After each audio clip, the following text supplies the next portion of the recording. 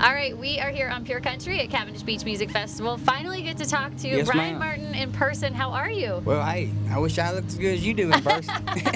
You're looking good. You're rocking your Canadian tuxedo, denim on denim. I am. This is what I actually rock all the time. So okay, so I've been preparing myself. You are just an honorary Canadian. You're wearing the uniform. So you just said you were backstage writing a song before you came over here to chat with us. Yes, so ma'am. What do you like to find inspiration to write? I know you've said you've written quite a few songs. Yes, ma'am. When you're at a festival like this, how do you kind of switch gears and go from like performer Bryan to writer? Well, I think the hardest thing is going from writer Bryan to performer. So writer Bryan's like where you feel ultimately more comfortable? Writer Bryan is the way I'm gonna go out. If I got a headstone and a chisel, I'll try to chisel it on my way down.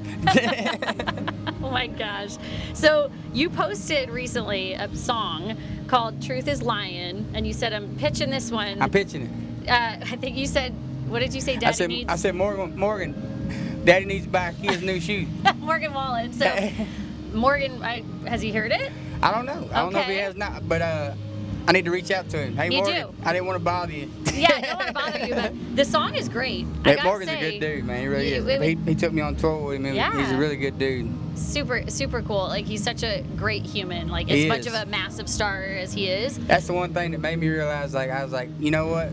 Songwriter Bryan is pretty cool with being writing a Morgan Wallen hit? Writing Morgan Wallen that'd be okay. I was going to say, I listened to it. I was like, I could hear Jake Owen doing that. I could hear Cole Swindell. So we'll just tag them in this too, and we'll get the song cut for you. Oh yeah, man.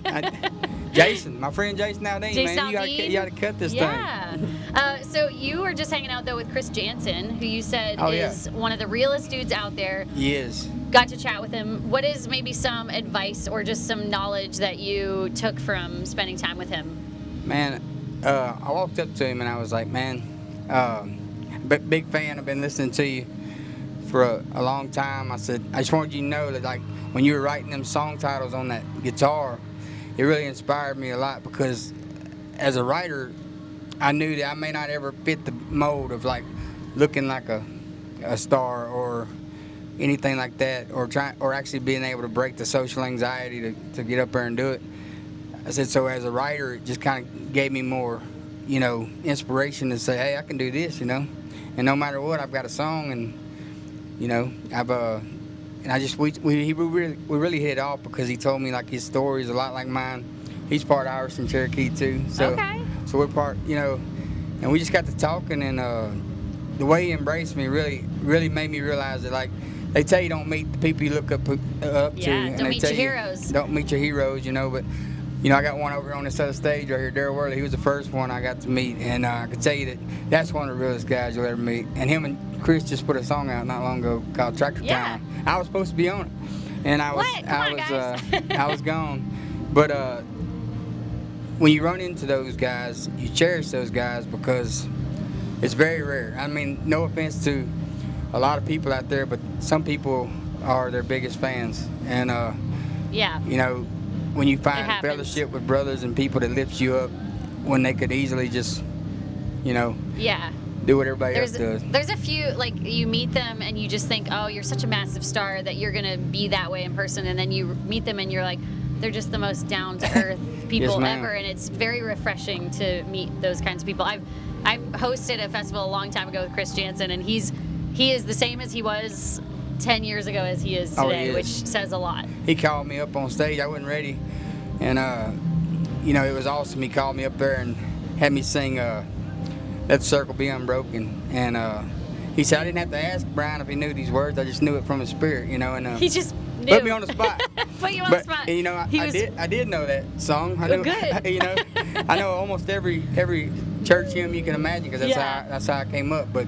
It was just amazing to me the way he embraced me, and afterwards he reached out to me, and it's just good when you know that it's not something that's put on. Yeah. It's not a show.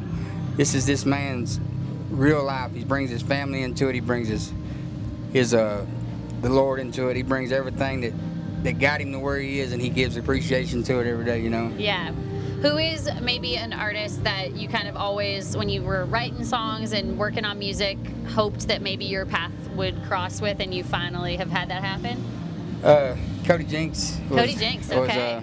Was a big one. He was, when I was in Texas, I was driving fence posts behind Stacking Bills hat company that still got the brand on the side of this hat. But super cool hat. Me and Cody were the only ones wearing Stacking Bills at that time. Now you see Dylan Scott and everybody wears it now. You know, it's became a real big trend, and I think it's one of those things where I can relate to Cody and listening to his words about, you know, a wounded mind. You know, walking through a crowd and wanting to tuck your shoulders in because you don't want to be seen. You know, and going home and falling apart at the house and just trying to under the pressure. And I just really related to that, and I wanted to write and let him do the hurting. You know, I was like, hey man, you go sing them.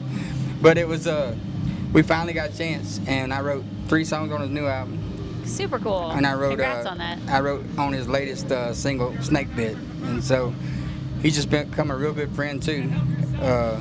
We've helped each other through a lot of things. I think I spent the last night with him writing a song, Can't Complain, which was one of the songs that helped him quit drinking that night. So, you know, he quit drinking, and I told him, I said, now you got to help me write that one. You know, you got to help me write the one that's going to help me get all over mine, you know? Yeah. But what a cool full circle moment, though, to get to cross paths with him and then have it turn into all that. It's a blessing. I love Super him. Cool. He's a brother. Well, congratulations. We are so glad to have you at Cavendish Beach Music Festival. Bryan Martin on Pure Country. Love y'all.